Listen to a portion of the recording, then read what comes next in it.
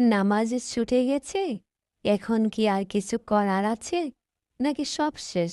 ইসলাম আমাদের হতাশ হতে শেখায় না। যদি ভুলে, ঘুমের কারণে বা অনিচ্ছায় নামাজ ছুটে যায়, তাহলে যখনই মনে পড়বে তখনই সেই নামাজ আদায় করেলেন। রাসূল সাল্লাল্লাহু আলাইহি সাল্লাম বলেছেন, যে নামাজ ভুলে যায় বা ঘুমিয়ে পড়ে, সে যখন স্মরণ করবে তখনই তা পড়বে। কিন্তু ইচ্ছাকৃতভাবে নামাজ ছাড়া বড় গুনাহ। তখন করণীয় হলো খাঁটি তওবা, আল্লাহর কাছে ক্ষমা চাওয়া। আর ভবিষ্যতে আর কখনো নামাজ ছুটে না যায়, এই জন্য আল্লাহর কাছে দোয়া করা। নামাজ ছুটে গেলে হতাশ নয়, ফিরে আসুন আল্লাহর কাছে। যে তাসবিহ পাঠ করলে আসমানের দরজা খুলে যায়, আপনি কি জানেন? এমন একটি তাসবিহ আছে যেটা পড়লে আসমানের দরজা খুলে দেওয়া হয়। সুবহানাল্লাহি ও বিহামদিহি।